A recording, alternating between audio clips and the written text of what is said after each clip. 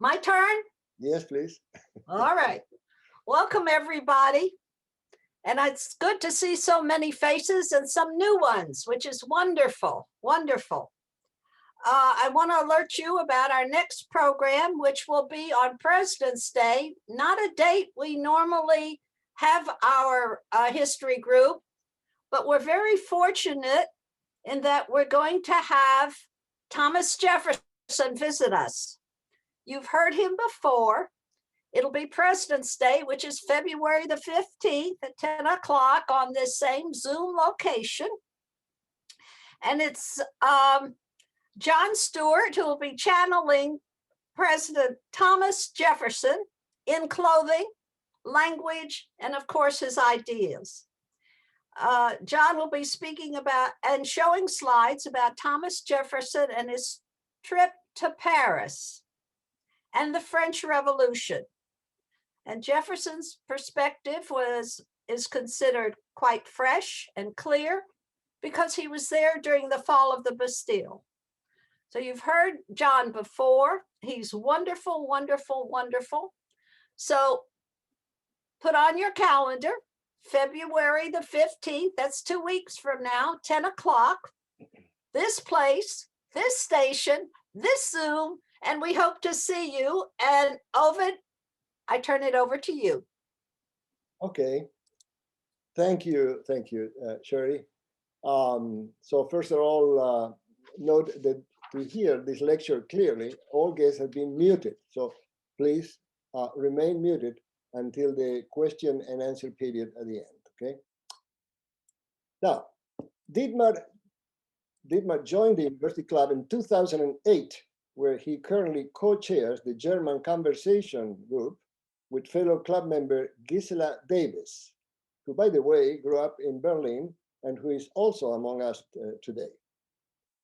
Dietmar has delivered several presentations at the University Club of Winter Park on such diverse topics as the history of economic thought from Aristotle to Adam Smith and Paul Krugman, also book reviews on Adam Smith, The Wealth of Nations, as well as a review of illiberal reformers and the progressive age in America. Dietmar grew up in the western half of a divided Germany, 1 hour north of Frankfurt. He studied business and economics at the University of Gießen, earning a master's degree in 1978. That year, he accepted also a scholarship from Kansas State University. He earned a second master's degree in economics. More importantly, on the second day of his first time here in America, he met Barbara Bukelly, to whom he has been married now for 41 years. As an entrepreneur, he co-founded an institutional real estate investment firm which grew to 130 employees and has operations all over the world. Now, since his retirement, Dietmar has been teaching graduate courses at several universities, more in Rollins College, also the University of Aschaffenburg, and Georgetown University, which he considered his academic home. Now, he used his COVID pandemic time to write his first book. It's called The Impact of Globalization on Real Estate, which is based on one of the courses he teaches at Georgetown University. Dietmar has dual German and American citizenship and spends about 8 months of the year in Winter Park and the other 4 months in Berlin, where their youngest son lives with his Vietnamese wife and 2 grandchildren, with whom he converses only in the German language.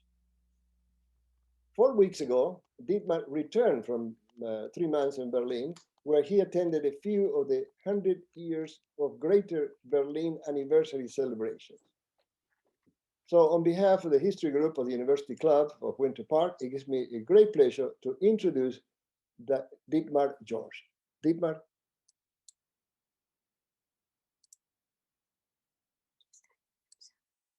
Unmute yourself, Dietmar.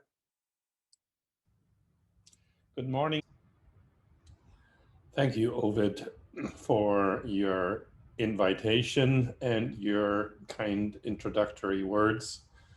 It's an honor to be here today, especially since I am not a trained historian and certainly not a longtime Berliner. I came to Berlin in 2016 when my youngest son moved from Vietnam to Berlin. I helped him find his first condo for his family. I liked the prospects of investing in Berlin, and since then, together, we have purchased a few more condos for investment purposes.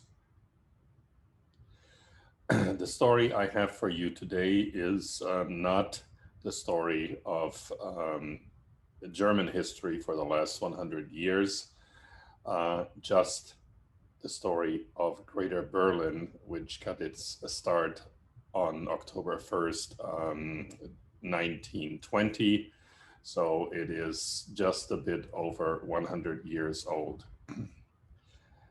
My contention is that no other major city in the Western world, possibly all over the globe, has had as tumultuous a century as Berlin has had.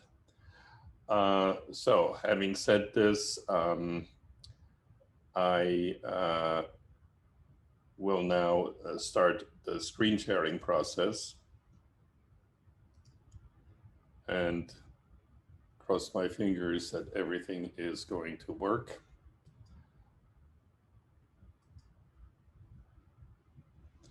So the title of my presentation is 100 Years of Greater Berlin, Its Rise, Fall, and Resurgence. I struggled a little bit with the subtitle because in German that would have been easy. I would have called it Licht und Schatten, or in English, Light and Shadow, which doesn't really give you the meaning that I intended to give you. So I struggled with some other subheadlines, The Good, the Bad, and the Ugly, or A Most Tumultuous Century. I think the final idea for the subheadline came from Ovid's wife, Sharon. So I'll stick with that one. Greater Berlin celebrated its 100th anniversary on October 1st, 2020. It was created 100 years earlier when close to 100 surrounding municipalities were merged into Berlin. Overnight, Berlin's population doubled from 1.9 to 3.9 million, making Berlin the third most populous city in the world, behind New York and London, and the second largest city by area, just behind Los Angeles. This map shows you the nucleus of Berlin before the merger and all of the lightly shaded areas that were merged into Berlin in 1920. This chart shows the population of Berlin over roughly the last 140 years. We start our discussion in 1919. At the end of the First World War, population had dropped from above 2 million to about 1.7 million. In 2019, recovered to 1.9, and then overnight, with the merger, doubled to almost 4 million. If you look at the past 100 years, the history of Berlin can be neatly divided into several periods, all of which I will touch on today. First 14 years are the so-called Weimar Republic, and I'll tell you more about it, especially why it is called the Weimar Republic. Then we had Hitler's rise to power from 1933 to 1945, 12 years, the so-called Third Reich, what should have been, according to Hitler, a 1,000-year Reich, only lasted 12 years. Then we had 1945 to 1989, almost 45 years of Berlin in a special status, Berlin under Allied occupation, the first 60 years to 1961. Then the Berlin Wall was built to prevent East Berliners from leaving into the Western sector. The wall stood for 28 years until 1989. And in 1990, Germany elected to have Berlin again become its capital city. And it has been so for the last 31 years now. The population chart only went to 2012. By today, 2021, it should be back close to 3.9 million. A little bit about German history and the Berlin connection. Till today, historians differ on the true beginning of Germany. Some peg it to the year 800, some to 843. Most probably use 962 as the beginning of what is now called the First German Reich, better known as the Holy Roman Empire of German nation.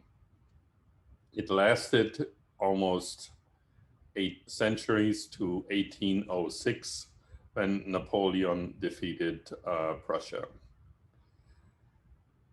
I have 11 slides. They come in fast succession, 4 seconds. They show the German borders throughout that time frame. It sits neatly at the center of Europe. And found its biggest geographical extension during Hitler's invasion of Western Europe and Eastern Europe during the Second World War. In 1938, Austria was annexed, and then Hitler started his invasions. Since 1949, Germany was divided into East and West Germany. And since 1990, Germany is reunited. I have the various German Reichs summarized here in this chart. The First Reich from 1880 to 1806. Between 1806 and 1871, there was not a German Reich, but the emergence of Prussia as the leading principality or state, if you want, within Germany. The Second German Reich, the unification, the first real unification of Germany, happened in 1871 under Bismarck, and lasted until the end of the First World War, 1918, which is when the Weimar Republic started, which is Germany's first democracy. Germany came late to democracy, much later than France and England, and the first democracy only lasted 14 years, from 1919 to 1933. When Hitler came to power and dismantled the democracy. The Third Reich started on January 30th, 1933, and lasted until May of 1945 with the end of World War II. After that, we had the Cold War period, which started in 1949 with the Berlin blockade and the Berlin airlift. More about that a little bit later. And then 40 years after that, German reunification, and since then, relative stability and peace. To October 2020, the 100th anniversary of Greater Berlin. I'll run quickly through the milestones that I will briefly discuss. 1980, end of World War II, the forced abdication of the German Emperor, Kaiser Wilhelm. There were revolutions in Germany, in Berlin and in Munich of the communist type. The Munich one was a little bit more successful than the Berlin one. The Weimar Republic was established. An important date is in 1921, the Treaty of Versailles, which had strenuous and reparation payments for Germany. More about that later, which led then to German hyperinflation. The middle years of the Weimar Republic, 5 years from 1924 to 28, were a period of relative stability. We call those the Roaring Twenties, especially in Berlin. The Great Depression in 1929, and Hitler's rise to power, culminating in 1933 with his becoming chancellor and him dismantling the democracy. 1936, Berlin hosts the Olympic Summer Games. 1938 saw the annexation of Austria, what we call in German the Anschluss. The end of World War II, and probably the low point in the last 100 years of Berlin. Then 45 years of Berlin in sectors under Allied powers. West Berlin was no longer part of West Germany, nor was it its capital. The Allied airlift, I told you, in 1948, the Berlin Wall in 1961, 1 year later. JFK mentioned or stated, "Ich bin ein Berliner." And 25 years later, Ronald Reagan famously stated, "Mr. Gorbachev, tear down this wall," which it happened then 2 years later. 1990, German unification, and Germany's capital is moved from Bonn to Berlin, and 2020, the anniversary. Why is Germany's first democracy called the Weimar Republic? It was not at the time. I think that term came into fashion only after the World War II. The assembly that debated and decided upon the constitution did not want to meet in Berlin because there were riots and revolutionary feeling, fervor in Berlin. So they decided to move away to Weimar, which today is 3 car hours southwest of Berlin in the state of Thuringia, about halfway between Berlin and Munich. Again, we already mentioned it, and more about it a little bit later.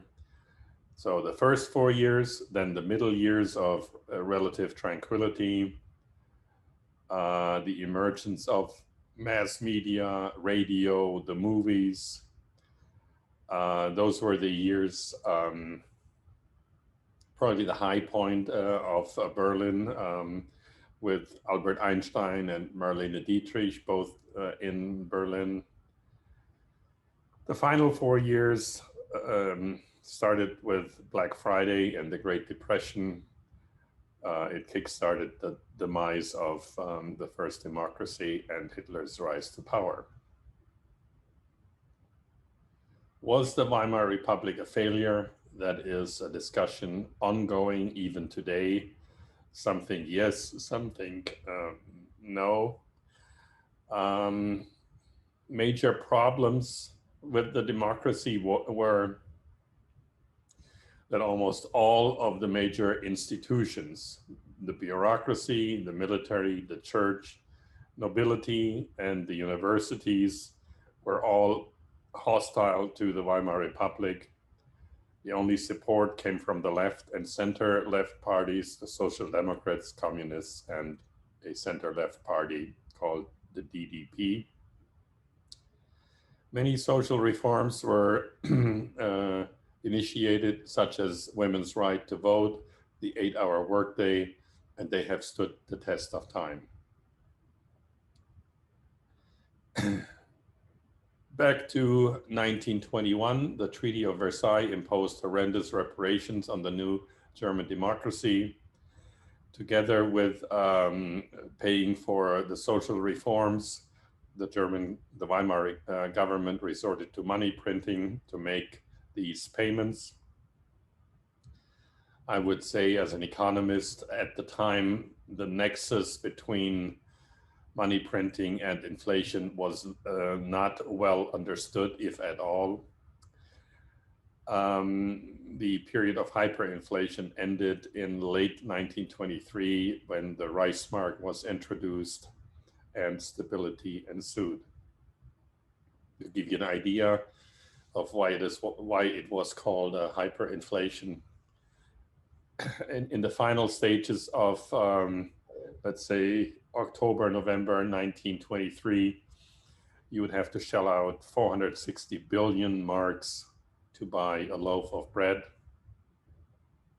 On the left-hand side, it shows you between January 1919 and November 30th, 1923, a little bit over 3.5 years, the price of gold in German marks.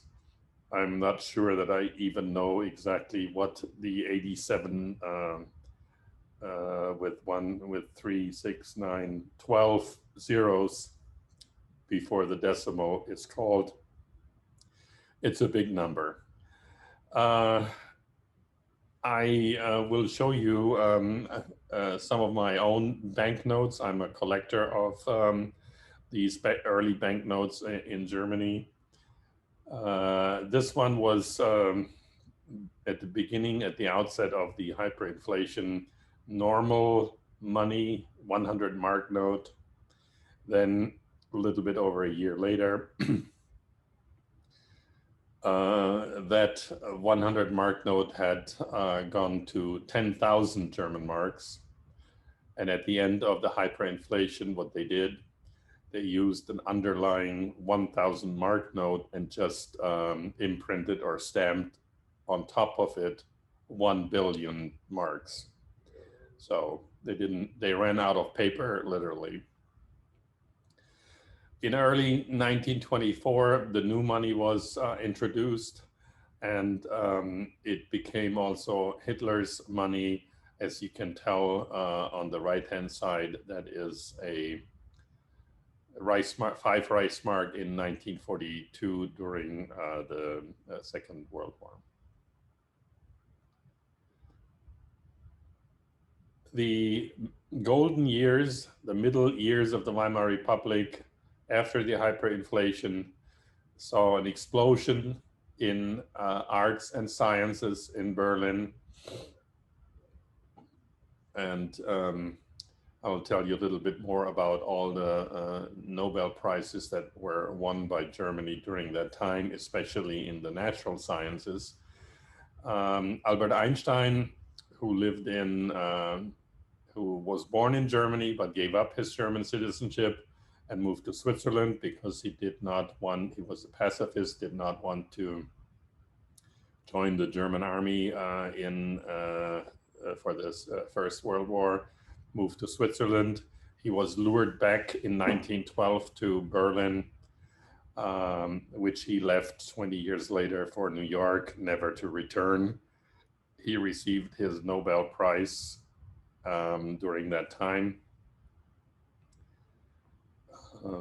let's go back. Marlene Dietrich at the end of that period rose to stardom, but also moved to America shortly thereafter. The Blue Angel is one of her first and very famous movies. And there is a book about Einstein in Berlin, which I read. During October of last year, I took the time and visited Marlene Dietrich's graveside in Berlin. She died in 1992 in Paris and wanted to be buried close to her mother in the same cemetery. This is her graveside. In the middle part of the Weimar Republic, mass transportation. On the right-hand side, you see kids with the new toy called radio. Here are the Nobel Prize winners. Let's see, Albert Einstein won his Nobel Prize in Physics, 1921, but there are plenty more in physics and chemistry. There is even a Nobel Prize for Peace, Gustav Stresemann, 1926, and a guy, Ludwig Quidde, who I don't know and is mostly forgotten, in 1927. Thomas Mann for literature in 1929. The arts during the Weimar Republic literally saw an explosion, and Germany, and most of all Berlin, was the center of this explosion in music theater. The names that you probably know are Bertolt Brecht and the composer Kurt Weill. In literature, Thomas Mann, Hermann Hesse. Famous painters, Paul Klee, Kandinsky, Georg Gross. The Bauhaus tradition started with Walter Gropius and Mies van der Rohe in architecture, and the first movies, M, The Blue Angel, Nosferatu, were also created in Berlin. It also was a decade of decadence. The musical cabaret started in Berlin, or had Berlin as its backdrop. The cabaret scene of 1920s in Berlin is still famous to this day. Here in dance halls and cabaret clubs, the old rules were tossed aside. Prussian conservatism gave way to sexual liberation, equality, and hedonism. Gender rules were not just bent, but smashed altogether. Indeed, some of the things that went on would even be shocking today. So let's leave it at that and turn to the final 4 years of the Weimar Republic. If you think Black Friday and the Great Depression were bad in the US, it was even worse in Germany. And the reason for that was that American banks were the primary lenders to the Weimar Republic during the earlier years. And now facing problems at home in the US, they called back their loans. So on top of the unemployment and you had these loan repayments, and that created scenes like this of mass unemployment in the 30%. This picture is from 1932. I am not stating that the economic crisis was the only reason for the rise of Hitler's party, which you see in brown on the right-hand side, but it was certainly a contributing factor. You had basically 5 parties during the Weimar Republic. On the left, the communists and the SPD and the center parties, and on the right-hand side, 2 parties, And you see that starting from 1929, Hitler's party, the NSDAP, increased from 0 to 6% to become the largest political force in 1933. You see it here also, the one party that ascends is the brown line, that is Hitler's party during the late 20s and early 30s. A little bit about Hitler, who was, as we all know, born in Austria and remained an Austrian citizen until 1932. So 43, his first 43 years, he was Austrian citizen. In 1914, he serves in the Bavarian army, a German army, not in the Austrian army. 1919, he moves to Munich and joins the Workers' Party and becomes 2 years later the leader of the Nazi Party. Goes on trial for treason, sentenced to 5 years, during which time he wrote most, if not all, of his famous Mein Kampf. He was released after only 9 months out of prison. In 1932, in order to run for a German presidency and chancellor, he had to become German citizen. He did so under some mysterious circumstances, still not entirely clear. But on January 30th, 1933, he wins, his party wins, and he immediately begins to dismantle the Weimar Republic. There was the infamous fire of the Reichstag. To this date, still not entirely clear who laid that fire, possibly Hitler's party itself, but that is speculation. In 1938, the annexation of Austria, a willing annexation, because most Austrians desired and wanted to be annexed and become part of Greater Germany. Then the infamous World War II, and Hitler presumably, probably, highly likely commits suicide in May of 1945. There's also books written about it and speculation, but let's leave it at that. In 1938, Times named Adolf Hitler the person or the man of the year. During his, Hitler loved Munich. He had a love-hate relationship with Berlin. He knew that he had to live there because that was the center of power. Hitler had an architectural bent. He always wanted to become an architect. He was never admitted to architectural study school. So he had great, grandiose plans for Berlin. He wanted to rename Berlin Germania. And here is a direct quote from Hitler during that time. Had his plans come to fruition, he stated, as world capital, Berlin will only be comparable with ancient Egypt, Babylon, and Rome. What is London? What is Paris compared to that? Well, suffice it to say, World War II intervened and he could not go through with his plans for Berlin. However, there are still some architectural remnants of this time built during his reign.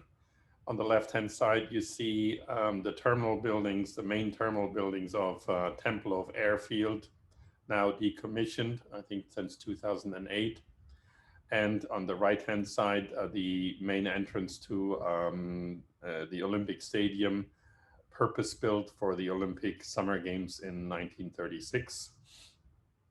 This was, I don't know then, yeah, this is the Ministry of Finance in Wilhelmstraße, Berlin, still remains today and houses maybe the same ministry. I'm not sure about that, but it's the same architecture, grandiose architecture from Hitler's time.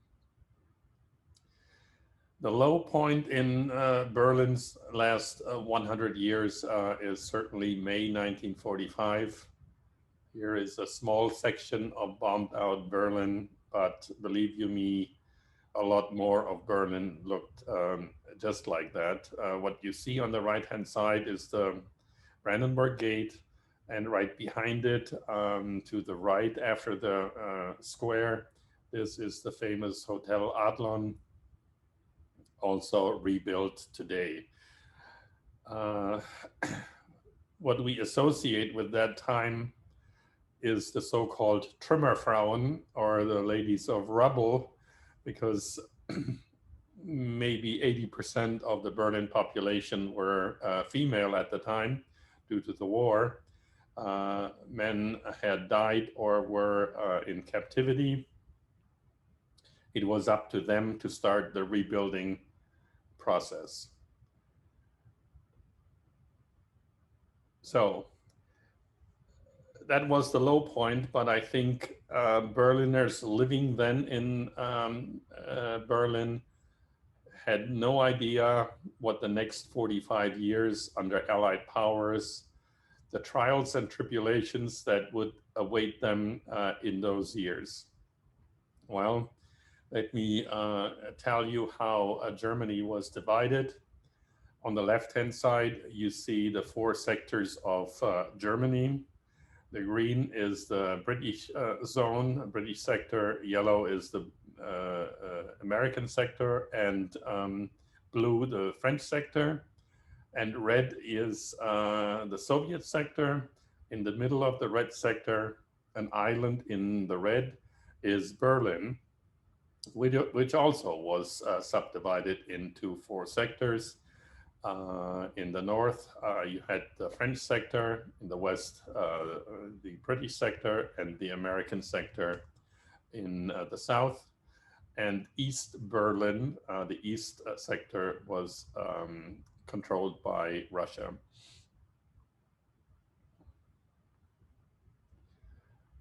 In 1948, Khrushchev ordered a blockade of Berlin. He closed off access to Berlin by land.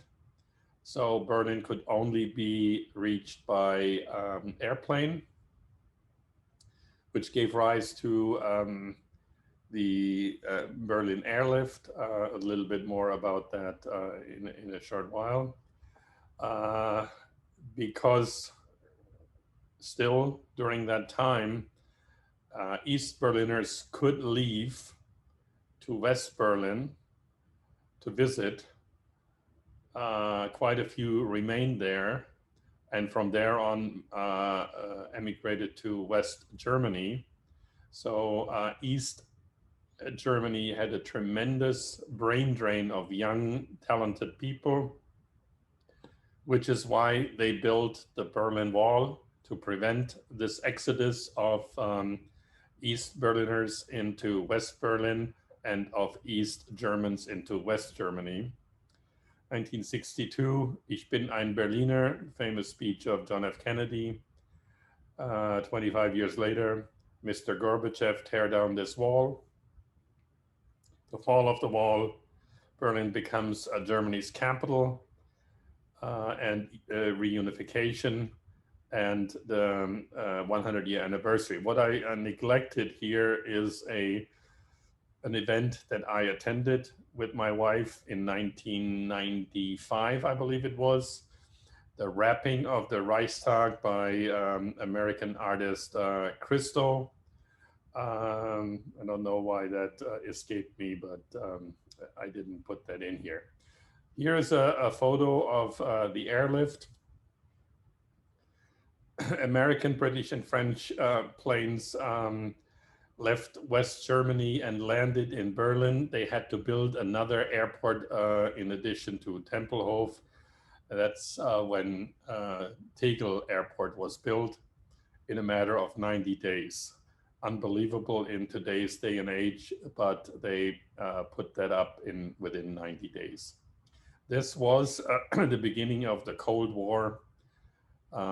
Here is a memorial of the airlift, which is at the entrance of Tempelhof Airfield, now decommissioned.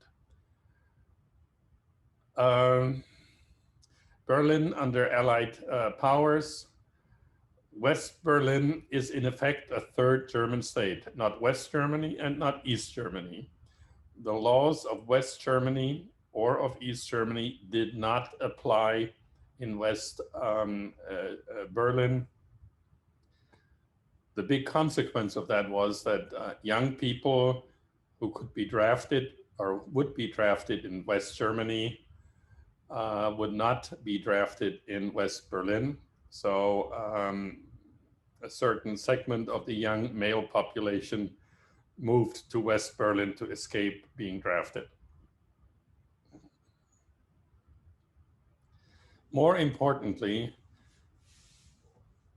with Berlin being isolated, or West Berlin being isolated, all commerce basically left. Before the war, Berlin was not only the political capital and the power center in Germany, but also the industrial and the financial center of Germany. That changed after the war when all major industrial companies, Siemens and other conglomerates, all the big banks, Deutsche Bank, Dresdner Bank, and a score of other companies left and resettled in West Germany. So not only brain drain, but also all of these factories left for West Germany. Having lost its industrial and financial base, Berlin becomes heavily dependent on subsidies from West Berlin, and still is today. I believe the latest statistics I saw is that every Berliner receives a subsidy of $1,200 a year from every West German. West Germany prospered. The first West German chancellor was Konrad Adenauer, and we call it, so that's the second German democracy, and we call it the Adenauer Republic. Adenauer lived, and Adenauer is significant for the development, the development of Berlin. He lived near Bonn, which is close to Cologne. And because of that, Bonn becomes West Germany's first capital rather than Frankfurt. He was Catholic, not Prussian or Protestant. I use Protestant and Prussian basically synonymously. He became chancellor at the ripe old age of 73, and he served as that for 14 years. Some say he was the best chancellor Germany ever had. He wanted West Germany to be clearly anchored in the Western world, and he was willing to give up West Berlin in exchange for the state of Thuringia. We learned that only after his death, but he was willing to do that. When the vote took place in 1990, whether to move the German capital from Bonn to Berlin, these are the German parties, and there is one party that was against this, which is the CSU, which is the Bavarian party of the CDU. overwhelmingly, 83% voted to remain, for the capital city to remain in Bonn and not move to Berlin. There has always been and still is animosity between Catholic southern Germany, especially Bavaria, and Protestant Prussian Berlin. That goes on until this day. Let me compare Berlin today with Berlin during the Weimar Republic. You have roughly the same number of people. You have roughly the same number of employed people. But the big discrepancy is before the war, most of these people were employed in industry. And today, most of these people are in the service industry, in government bureaucracies, NGOs, and hardly anything is produced, manufactured in Berlin. So, what is Berlin today? It's Germany's largest capital. It's Germany's capital and largest city, roughly twice the size of the next biggest, which is Hamburg, and 3 times the size of Munich. It is not an economic powerhouse. On the contrary, still relies on subsidies from the rest of Germany. English is widely used in Berlin. It can happen to you that you go to a restaurant and you can only speak English to the waiter. He will not speak German to you. There are plenty of old Berliners who complain about this. Berlin is a capital city, unlike Rome and Paris, where American expats can move to and rise all the way to the top of a company because that company will accommodate that person not speaking the German language. That is not the case in Rome or in Paris.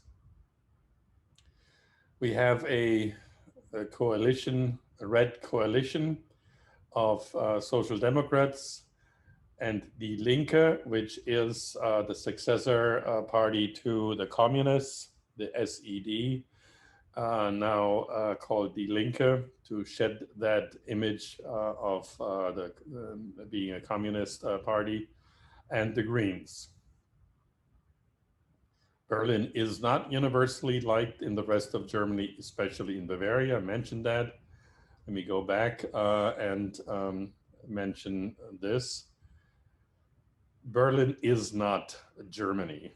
If an American wants to come to Germany, has never been there, and wants to learn about Germany and spends 10 days only in Berlin, he does not know Germany. It's the same as if a German comes for the first time to America and stays 10 days only in New York.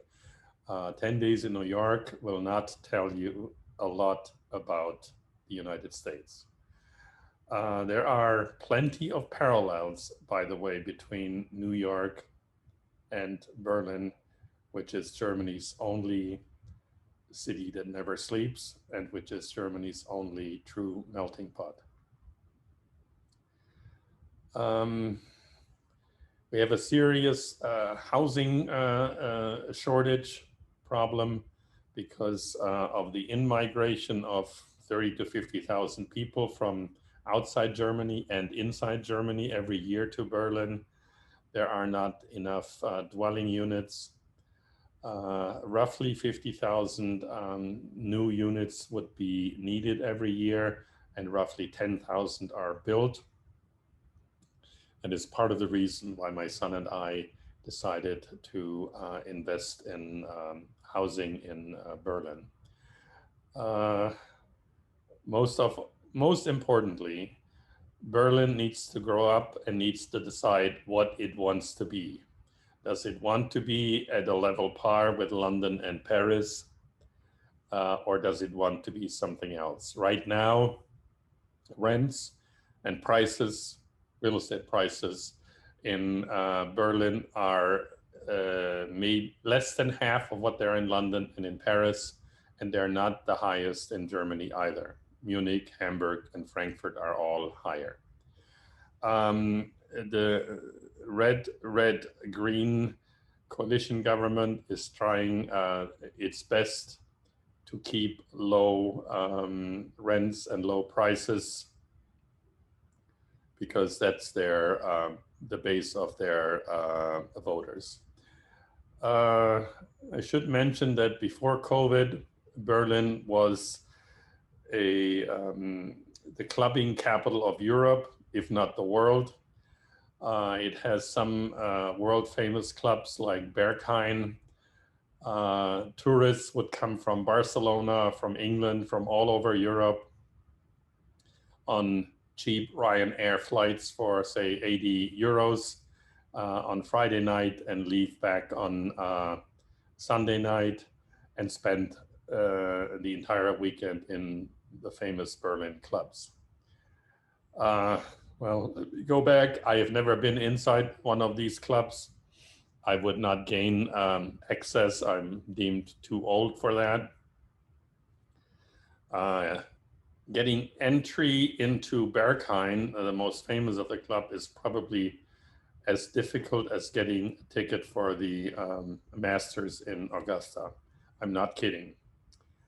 To me, personally, Berlin is everything Central Florida is not, in a good and in a bad way, warts and all. When I'm in Florida for 8 months, I am looking forward to go back to Berlin.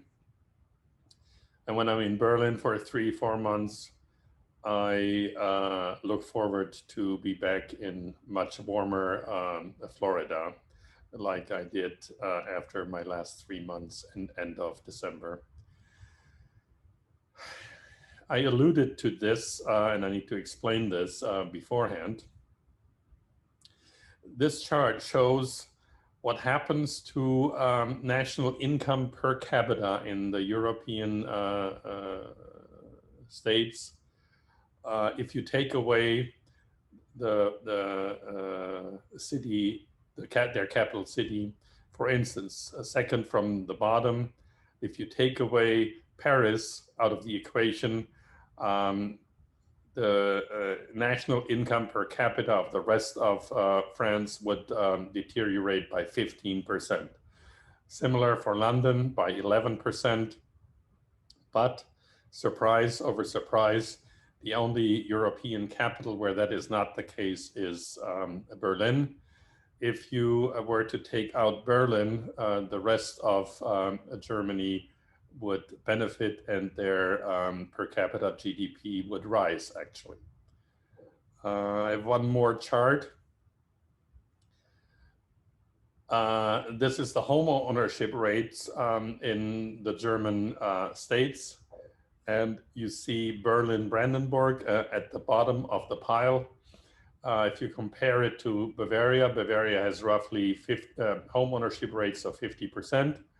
In Berlin, they have risen, but only to 17% in 2018, which means that you have 83% of Berliners who are tenants, who are renters, and that is the clientele that the current coalition wants to keep because they make promises with regard to rents and prices, and that's why we have a big mess in the real estate market in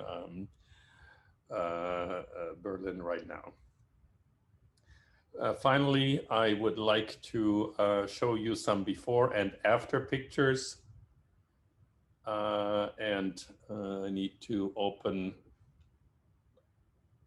another slide, but a website, and I will show you these before and after pictures. Let me make it a little bit bigger. On the left-hand side, you see before the wall fell down. This is the death strip, and in the background you have the Reichstag. This is what that area looks today. Here is a photo of November, when the wall came down, thousands of East Berliners moving into the West sector. That same location looks like this today. This is the famous Bridge of Spies. Here is another photo into the eastern sector. That same intersection or street looks like this today. Let's see, one or two more. Checkpoint Charlie. Before the wall came down, this is the wall. Checkpoint Charlie today, much more lively street. The checkpoint as such is there, but only as a tourist attraction. And finally, the Berlin, the Brandenburg Gate. This is the view into the east sector from the west, shortly before the wall came down. That's what it looks like today. It is the biggest tourist attraction in Berlin. And I'd like to go there myself. Every time I'm in Berlin, I go there once or twice or even more times. A famous trivia question is the statue on top, which is called the Quadriga. Which way does it look? Does it face the eastern part or the western part? Well, if that trivia question ever comes up, it looks into the east. I think this will conclude my presentation, and I open it now up to question and answers and give it back to Ovid.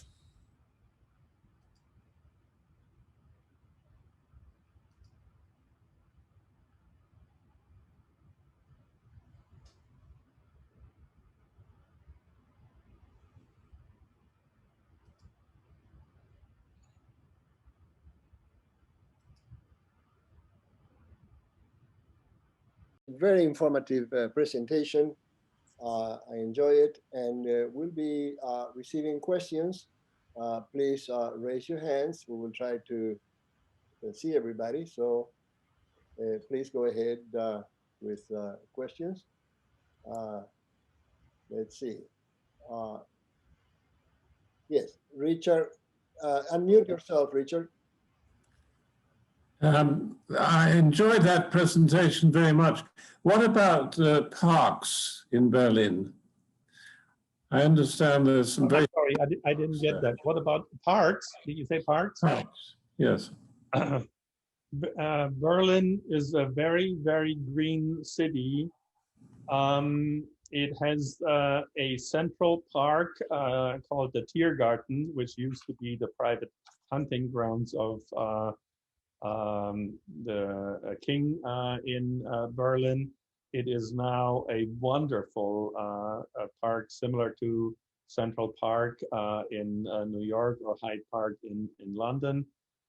It has more playgrounds and smaller parks than any city that I am aware of. It is not a city of skyscrapers.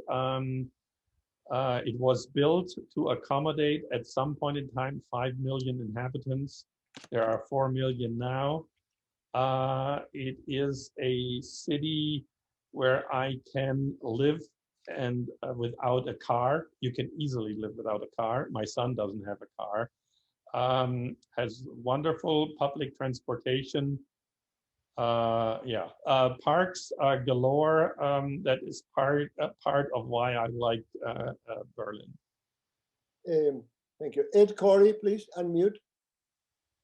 Thank you.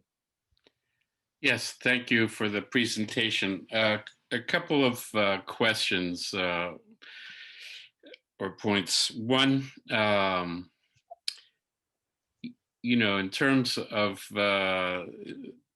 discussing the rise of Hitler, which is quite complicated, but one thing that's often overlooked is the big lie that was spread by first the German High Command and then promulgated and mythologized, that Germany was stabbed in the back by the Jews and communists, and that's why they lost the First World War. And it was believed by most Germans. And secondly, there's been quite a lot of revision vis-a-vis Adenauer's role, that Stalin had proposed a reunified Germany with a totally neutralized Germany with Berlin as its capital.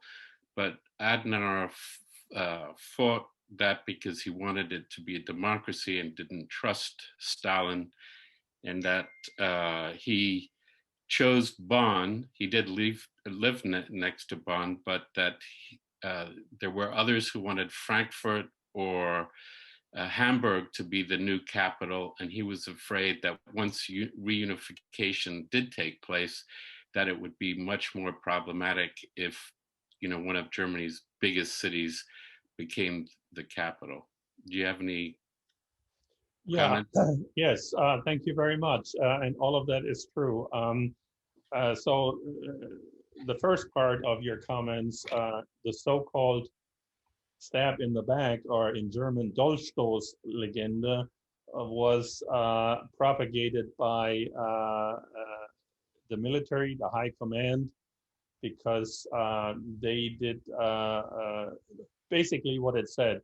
World War I was not lost in the battlefield, but it was lost at home. We were stabbed in the back, and basically they wanted to deflect their own failures during the war. But that stab in the back legend grew, and probably today more than half of Germans, older Germans, still believe that. The second one, to Konrad Adenauer.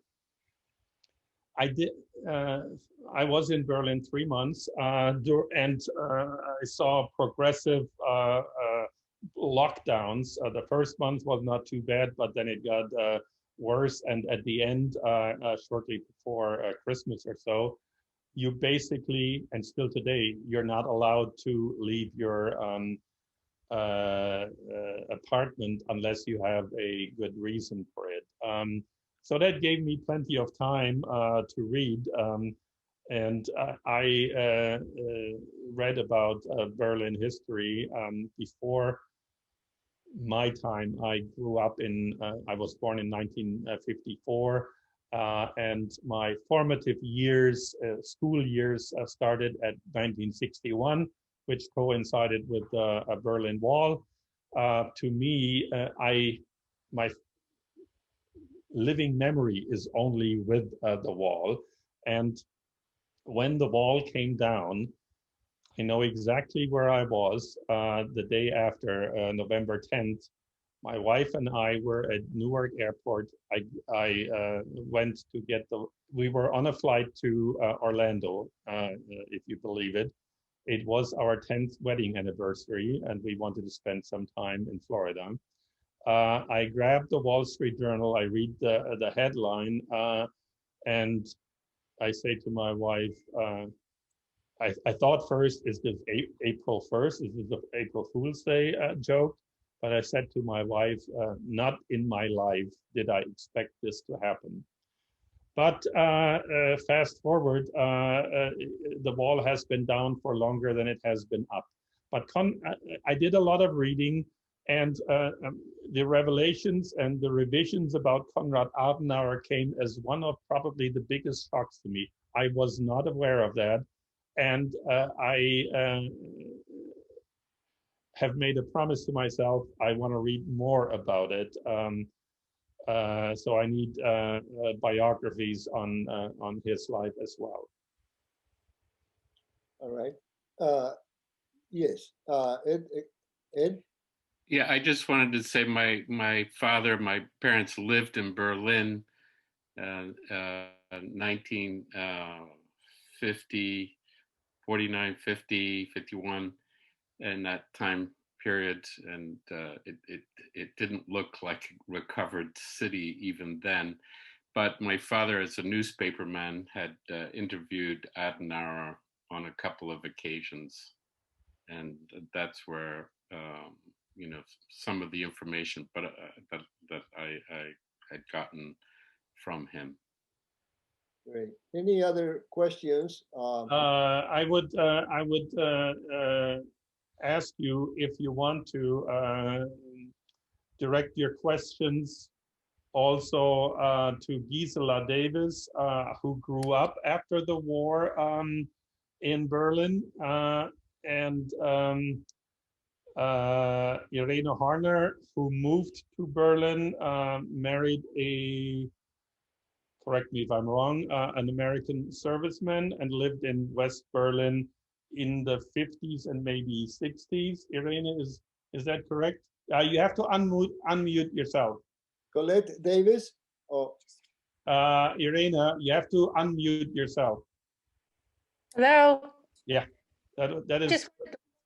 I just wanted to point out that on PBS, running at the moment is a show called Line of Separation, which describes the German occupation by the Russians and the Americans, and it's on as I speak. I mean, PBS. I second this.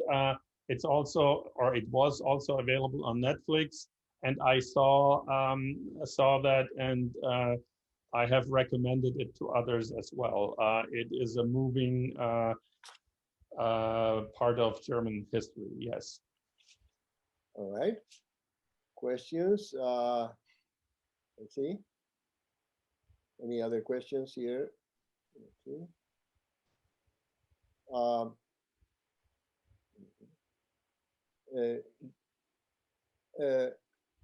Okay, Reinhilde, you have to unmute yourself, Reinhilde. Unmute.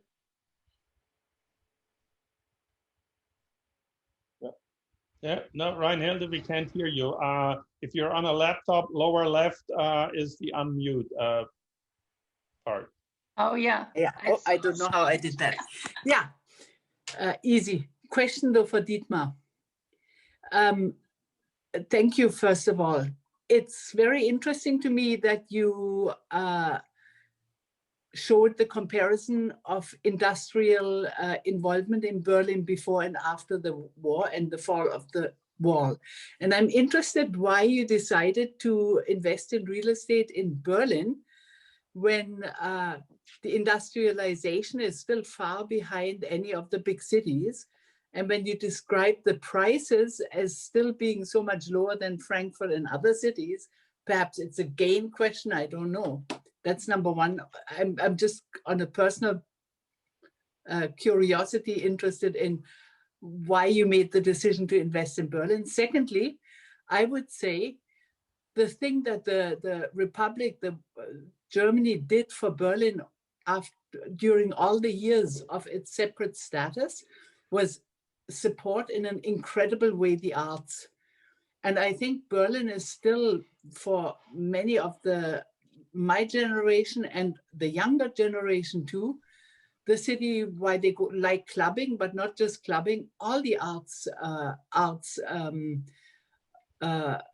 things there are still at a very high standard, from theater to music, museums and all the rest of it. And one can't underestimate also the impact of the big universities that are still in Berlin and flourishing and always have flourished. Okay. Reinhilde is a member of the German Conversation Group. She spends part of her year every year in, I believe, Calgary in Canada, and the winter months here in Florida. Two-part question. Real estate, I could talk 1 or 2 more hours on real estate because that's what I did professionally. I'll say this, I have invested other people's money, institutional money, for 35 some years, never put my own money where my mouth is, but I started investing in 2017 in Berlin. simply because I saw the potential.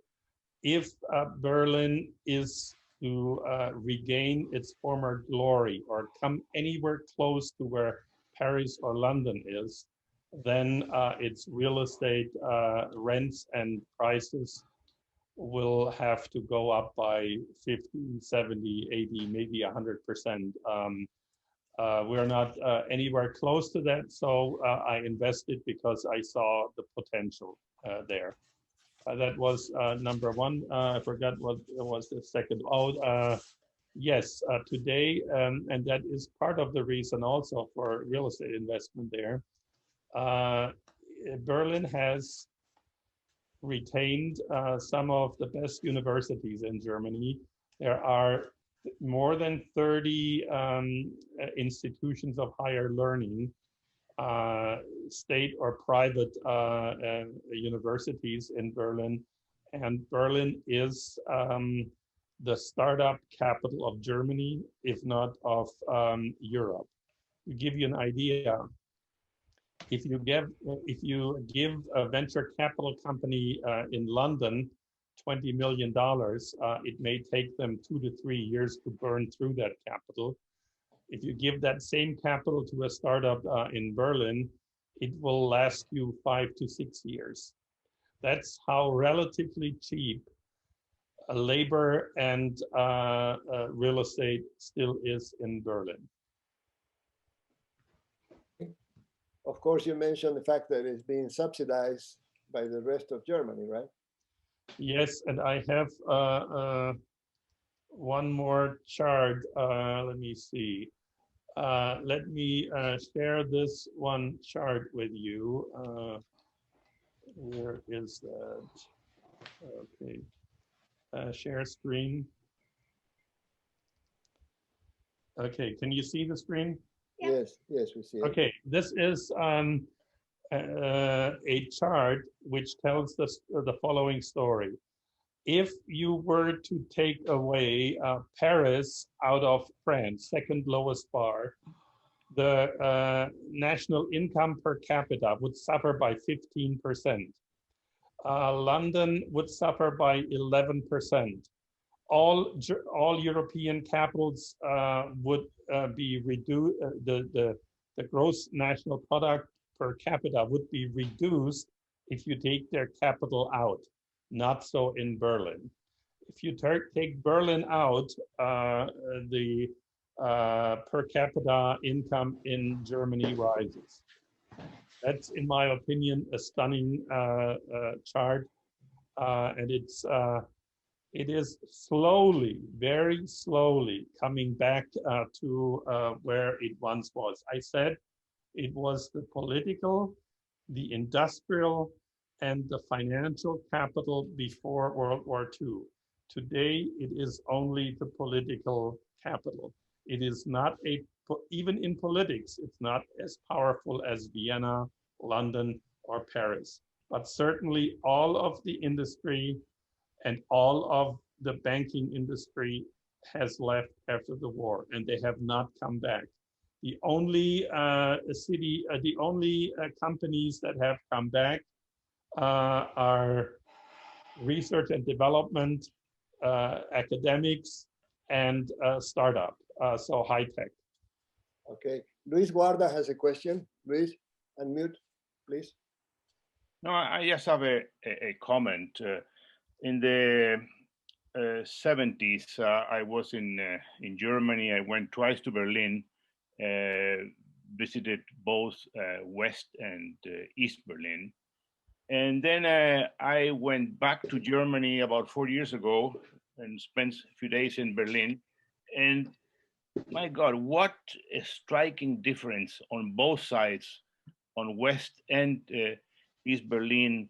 I saw such a beautiful and vibrant city with arts. We went to the museums, to concerts, walk around the city. It was just fantastic.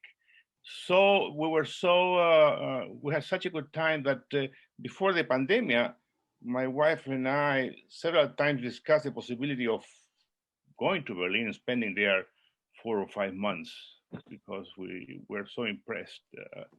So yeah, that's just a simple comment. Thank you. Barbara Bucchielli. Yeah, maybe Gisela Davis would like to explain what happened to her father after the war, after the Russians, after the war. I was just amazed. If she wouldn't mind sharing it, that information, I thought was interesting. It's just to make it short. It's not that unusual. He was one of the many scientists. He was never in the war. He worked for a company called Telefunken. And he was kidnapped by the Russians in February of 1946. War was over, but he was just plain kidnapped while the Russians were dismantling one of the factories, the Telefunken factories. He disappeared in February and we did not see him again, my mother and my two siblings and I, until October 1955, when Adenauer negotiated with Molotov, I think, in that group, and got the rest of the prisoners out. He spent his time in a coal mine in Vorkuta after initially a concentration camp in Sachsenhausen from 46 to 48. And then on Sachsenhausen was dismantled, a lot of people were let go. He was sent to Vorkuta in Siberia. So that is what happened to him. So my whole view of Berlin is, I have not been there in 10 years. It is so different from what I hear Dietmar say. Dietmar is talking about the economy. What I remember about Berlin, what's the fun part about Berlin, you have to speak the language, which is, not everybody does. The Berliners, what makes a city? It's the people that live in it. There is something about the Berliner humor, the big mouth. An American will become offended very easily unless they understand this comes from a Berliner, don't take it too seriously. That's what I love when I go there. Talk to the cab driver or to the street sweeper or to the shopkeep. They are funny. They've got me in stitches. By the time I land at the airport, I'm laughing. And it's just the way they express themselves. It's not like they do in Dresden, for example, where they're very Saxony-like, or in Munich, where they're very Bavarian, which is probably very fine. But there's something about the Berliner, and if I do say so myself, that has stuck with me, I think. Having been born there and lived there for the first 17 years of my life, very imprinted, very imprinted. Anyhow, okay, that's what I was saying. Okay, Ovid, I would like to share some before and after pictures that I forgot to include. That goes directly to what Louis and Gisela said. Do you see my screen? Yes. Yes. Okay, here are before and after photos. And here, for instance, let me see whether this works. This is what the Reichstag used to look like with the wall. This is the wall and the death strip right in front of it. This is what it looks today. So quite different. Here is a picture of November 1989 with East Berliners breaking through the wall.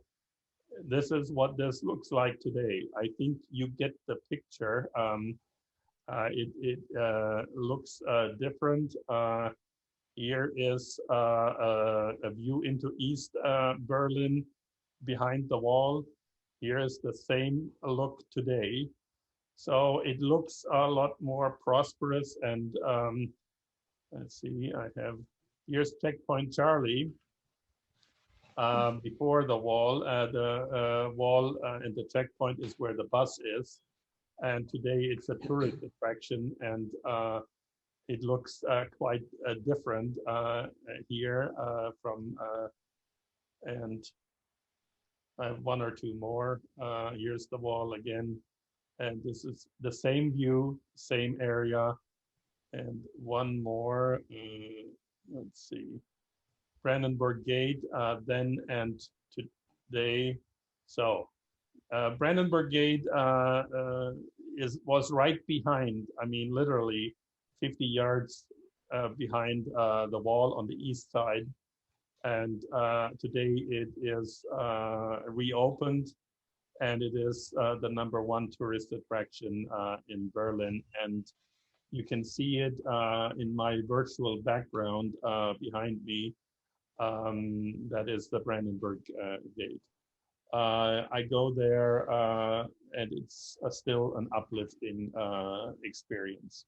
So any more questions? I mean, we're over the time, but my voice is not cracking, so I am available until every last question has been answered. Jay Caballero. Jay? Oh, No. Okay. Scott Long. Right. I have a question about religion in East and West Germany. When I was in Berlin, I knew twin brothers, one of whom lived and worked in West Berlin at the Physiological Institute in Dahlem. And he had a twin brother who lived in the East. And in the East, the twin brother there was very religious. And when we were having dinner or lunch outside, they wanted to say the blessing, but they had to do it whispered because they were afraid of being overheard. I don't know whether that was typical of religion in East Germany or not, or whether there's any difference today in terms of the importance of religion in ordinary life of East and West Berliners. Yes, your observation is absolutely correct. In East Germany, religion was frowned upon. And if you attended church, you were a potentially subversive element. So people had to do it in quiet or actually give up on religion. That was probably the safer part. So you are correct in that. But I would say today in West Berlin, that is not that much different. But overall in Germany, there is a line of separation, and that's that movie, but has nothing to do with it, that divides the northern and eastern part of Germany from the western and the southern part of Germany. The western and the southern part is mostly, predominantly Catholic. And the further down south you go, the more Catholic it becomes. The north and the east is Protestant. And I can speak to my own because I am Prussian, but only by 1 mile. Where I grew up was 1 mile from the dividing line between Prussia and non-Prussia. And we were a Protestant, and on the other side of that line, most people were Catholic. That separation still exists in Germany. Okay, Ed Corey, unmute, please. Yes, could you speak to what is a Berliner, Currywurst, and do Späte still dominate? Oh, the last one I didn't get, but the little corner stores, the Spätis. Okay. Well, what is a Berliner? Yeah, it's a special species. Just like New Yorkers are said to be a special species, Berliners are the same. They are unlike the rest of Germany, that is for sure. They have their own language. Gisela alluded to that. Currywurst was invented in Berlin after the war. It used to be the predominant fast food type in Berlin. It no longer is. Today, the Turkish döner kebab is the predominant fast food type in Berlin. There used to be a currywurst museum. It closed a year and a half ago. So the typical Berliner fast food of a currywurst, which is a sausage that comes with ketchup and mixed with curry powder. 3 years ago in Berlin, I said to my son, what should we have for lunch? or he asked me, and I said, let's have a currywurst. I haven't had one in 20 or 30 years. So we had one, but today the currywurst, I'll give you an idea, is probably the doner kebabs are probably 10 to 1 dominating the currywurst in Berlin. And the final one, what was that? Spätkauf. Spätkauf are exempted from Germany's closing hours, and in Berlin, they can be open 24 hours a day, but most of them are open until midnight or 1 or 2 o'clock in the morning. You can get everything there if you forgot to buy it in a grocery store. My guess is that 80% of their revenue comes from alcohol. And yes, you don't have those in other German cities. I mean, never in Munich or other German cities, you don't have these little stores exempted from the rest of the closing, the store closing hours. And there are, anywhere you live in Berlin, you have one of these in close proximity. Shelley, unmute yourself. Thank you. Okay. Wait. You need to turn your Unmute. picture on. Okay. Now, Shelley, am I unmuted? Yes. you are, but okay. Well, I just wanted to ask you, when Germany was reunified, I had a German friend and I said, well, this is wonderful for Germany. You're going to be reunited. And she said, well, I'm not so sure about that. I'm concerned that we're going to have to carry East Germany, that they're so backward that for years we're going to have to, it's going to be a burden for us. That's what she told me, and I was taken aback by that. I was surprised to hear that. And I wonder if there's any of that still left. Can you see this difference between East and West Germany, or as far as development? Yes, you can definitely see that. A big mistake, in my opinion, was made when the East German currency was converted into a West German currency, in the Deutschmark at the time, on a 1-to-1 basis. I think it was 1-to-1, maybe it was 2-to-1, but it should have been 6 or 7-to-1. That's how far behind East Germany under East Germany was under communist rule, and they had communism. They had to build the wall to West Germany to prevent their people from leaving. They lost millions and millions when it was still possible to move from East Germany to West Germany, and from East Berlin to West Berlin.